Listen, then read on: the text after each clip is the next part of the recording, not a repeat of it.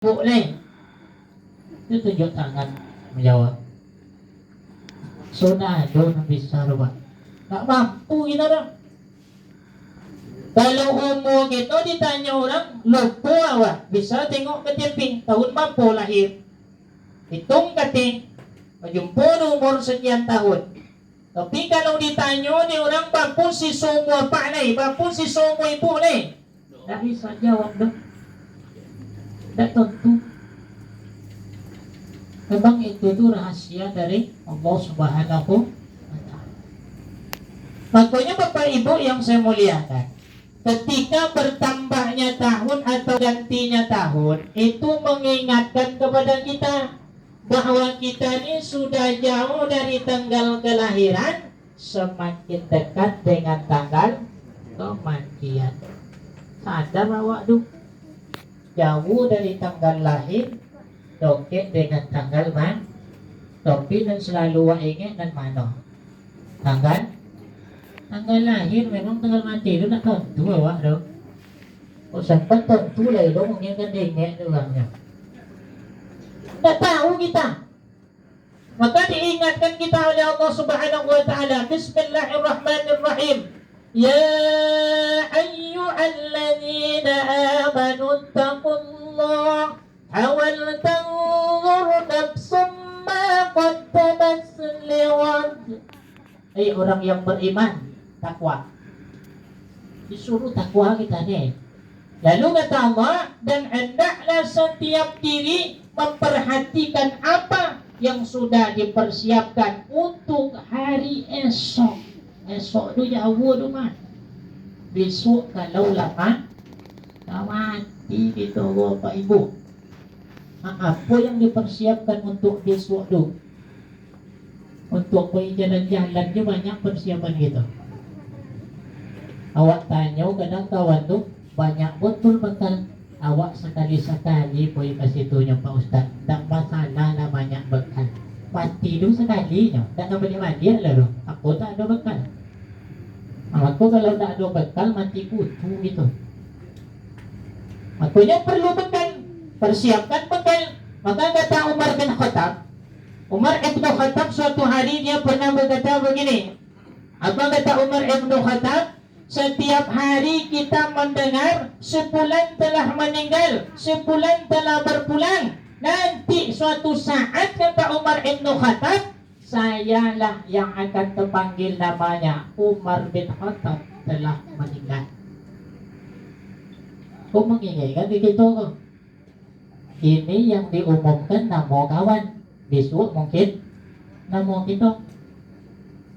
Kini kan terdengar bahwa di masjid itu telah berpulang ke rahmatullah. Disobinya nama kawan, nama jemaah, nama tetangga, nama masyarakat. Baiknya jawab, boleh jadi besok nama dan yang kau umumkan di situ itu. Makanya Bapak Ibu yang saya muliakan, ketika kita ikut memandikan, di situ kita sadar besok ambu yang akan dimandikan nih. Ketika kita ikut mengafani, kita sadar besok ambu yang dikafani. Datang kita ke pemakaman, sadar pula kita di situ besok saya lah yang akan dikubur. Iko kadang-kadang boleh ke kubur tu kadang lupa gitu Pak Bu. Kok pani hari bacai topek dan todu.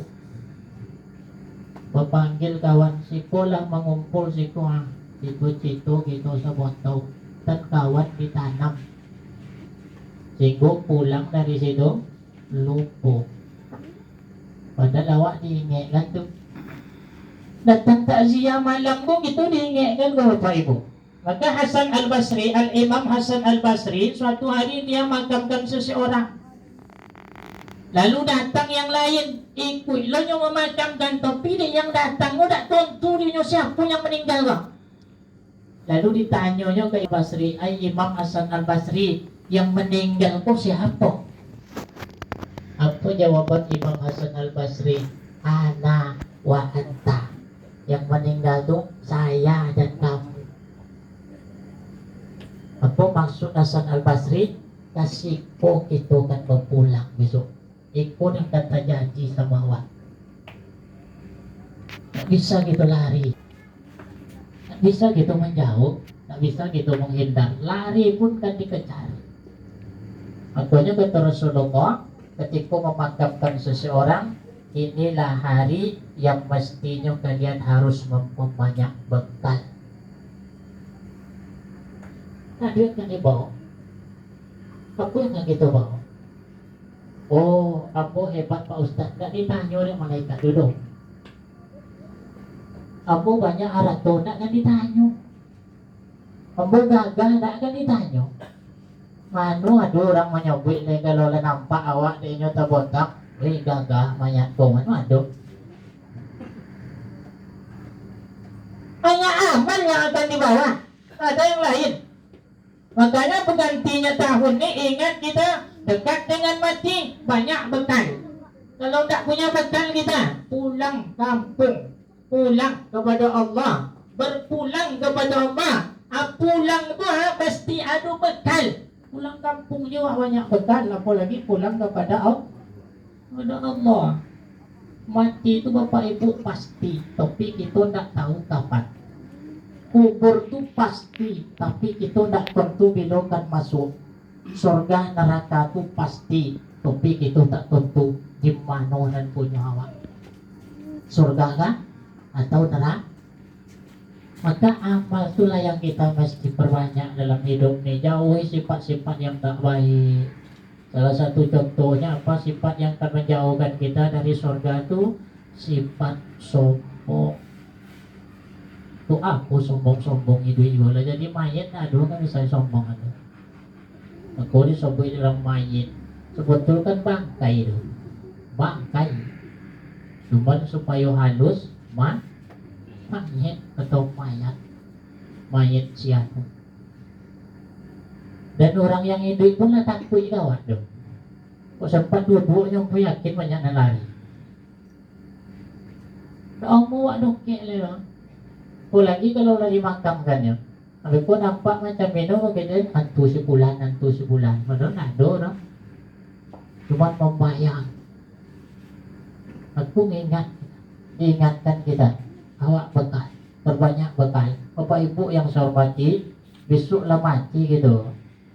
Tak ada yang kan itu banggakan. Kata Nabi, yang mengiringi awak itu cuma 3. 1 keluarga, yang kedua harta, yang ketiga amal.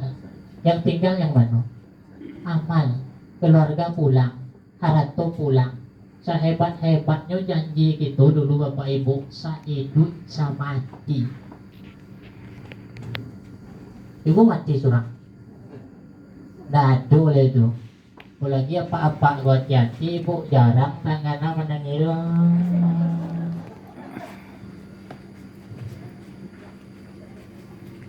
Dia lagi menangis tapi jarang tangannya. Manu ganti sedekah hati. Boleh aja. Kita bangga-bangga betul, sombong-sombong betul hidup ni. Aman yang dibawa itu tidak ada yang lain. Maka ketika kita beramal dalam hidup ni, apa kata Allah Subhanahu wa taala di dalam Al-Qur'an? Man 'amila shalihan min dzakarin aw unsa wa huwa mu'min fa ulaika yadkhuluna al-jannah yurzaquna fiha bighairi hisab. Siapa yang beramal saleh? Laki-laki, perempuan, asal dia orang beriman, kata Allah, masuk surga. Jaminan Allah tuh. Siapa yang beramal soleh, bukan siapa yang banyak harta, bukan siapa yang gagah, bukan siapa yang hebat. Siapa yang beramal soleh, mau laki-laki dia, mau perempuan dia, dalam keadaan beriman kepada Allah, dijamin oleh Allah masuk surga. Lalu kata Allah, ku beri rezeki di dalam ku tanpa batas. Orang sombong tu tak ada dompetnya di surga rumah. Oh, tak ada kepelingan surganya untuk orang sombong tu dah. Aku jangan sombong-sombong kono itu ingat. Tapi walaupun baru cincin ibu memang kilo mengusung mata dia nak masalah tu. Itu sonang hati namo tu, tak sombong. Kalau ambung nilai tak sombong dulu, sonang hati.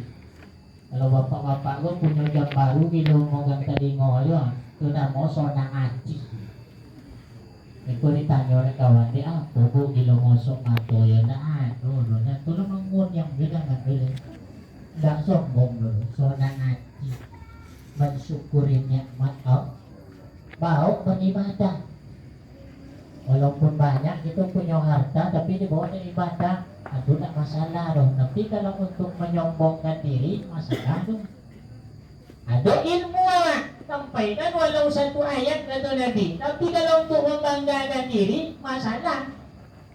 Ada pangkat dan jabatan, kuno kan untuk beribadah kepada Allah. Tapi kalau untuk menyombongkan diri, masalah. Makanya dalam seluruh guru ada kepelingan untuk orang sombong dulu. Aku kata Nabi tak akan masuk surga orang yang dalam hatinya ada sedikit rasa sombong. Maka nak dulu sampai ini seluruh guru ini. Aku jauh kan tahun baru bertekad awak, saya akan isi tahun baru ini lebih baik dari tahun-tahun sebelumnya. Maka Bapak Ibu yang saya hormati, salah satu makna daripada hijrah itu meninggalkan larangan Allah. Maka ditanya oleh sahabat, ayul hijrata afdalu ya Rasulullah? Hijrah yang paling afdal itu hijrah yang bagaimana? Hijrah yang paling utama itu hijrah yang bagaimana? Dijawab oleh Rasul, engkau berani meninggalkan apa yang dilarang oleh Allah engkau untuk melakukannya. Itu hijrah yang betul. Atau Nabi, hijrah yang paling utama itu ketika ditanya oleh bagaimana hijrah yang paling utama itu ya Rasulullah, engkau berani meninggalkan apa yang dilarang oleh Allah engkau melakukannya. Itu salah satu hijrah itu.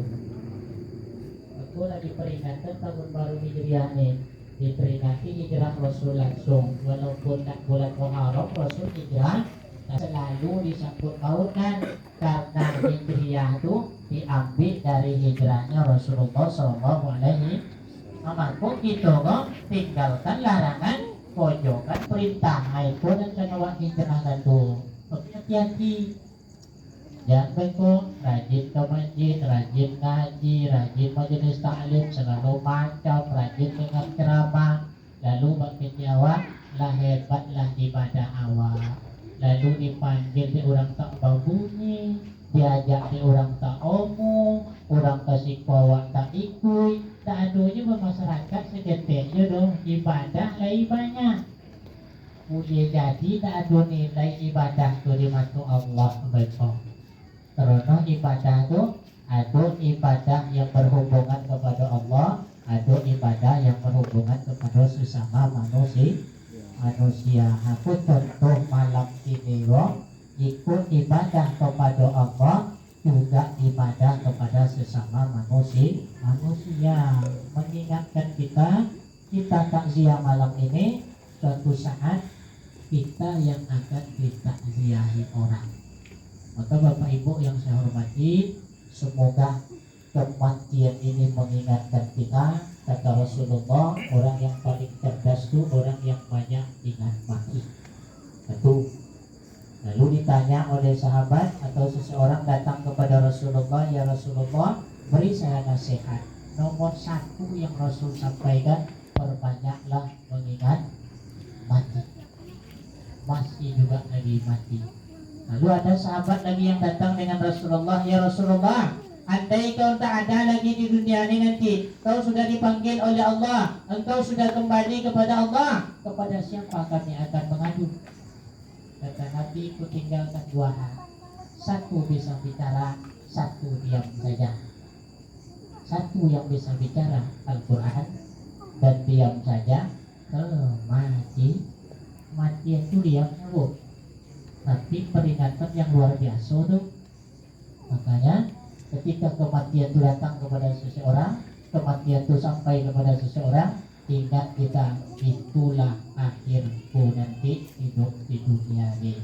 Makanya sebelum itu datang, persiapkan diri. Sebelum itu datang, insafkan diri, muhasabah, Inge-inge hasibu anfusakum qabla an tuhasabu. Hitung-hitunglah dirimu, kata Ibnu Umar ataupun Umar bin Khattab, sebelum kau dihitung oleh Allah. Hisablah dirimu sebelum kau dihisab oleh Allah. Sudah sejauh mana persiapan kita untuk kembali kepada Allah Subhanahu wa Ta'ala. Semoga ahli duka, keluarga yang ditinggalkan, diberi kesabaran selalu oleh Allah Subhanahu wa Ta'ala. Allah pun berjanji di dalam Al-Quran, innallaha ma'as-sabirin, sesungguhnya Allah beserta orang-orang yang sabar. Nah, inilah mungkin 10 menit yang dapat kami sampaikan dalam rangka mengingatkan kepada kita bahwa mati itulah yang paling pasti dalam hidup ini. Tak bisa kita lari, tak bisa kita bersembunyi. Kalau ajal itu sudah sampai dengan kita, Allah katakan di dalam Al-Quran, فَإِذَا جَاءَ أَجَلُهُمْ لَا فَإِذَا جَاءَ أَجَلُهُمْ لَا يَسْتَأْخِرُونَ فَإِذَا جَاءَ أَجَلُهُمْ sa'atan wala yastaqdimun. Nah, sampai yang jalur nggak bisa maju, nggak bisa mundur. Nah, tak bekerja malaikat Israel, maka orang-orang yang mendengar akan cuma mampu mengucapkan dalam surah Al-Baqarah, inna lillahi wa inna ilaihi raji'un. Selesai lah tuh Bapak Ibu. Tidak ada lagi yang bisa kita buat. Makanya diumumkan nama orang, itu nanti nama kita. Dikuburkan orang, nanti kita juga akan seperti itu. Makanya ketika kita bertakziah ini, ingatlah selalu, inilah akhir dari kehidupan kita nanti. Makanya oleh sebab itu Bapak Ibu, saya pribadi mohon maaf lahir batin kalau ada yang tersinggung ataupun ada yang salah, tolonglah diluruskan. Semoga Allah meridhai ibadah kita di tahun baru Islam ini 1443 Hijriah. Andai kata tahun ini tahun terakhir bagi kita, semoga amal-amal yang sudah-sudah itu diridhai oleh Allah Subhanahu wa Ta'ala. Amin ya rabbal alamin. Lebih dan kurang mohon maaf. Wabillahi taufiq wal hidayah. Assalamualaikum warahmatullahi wabarakatuh.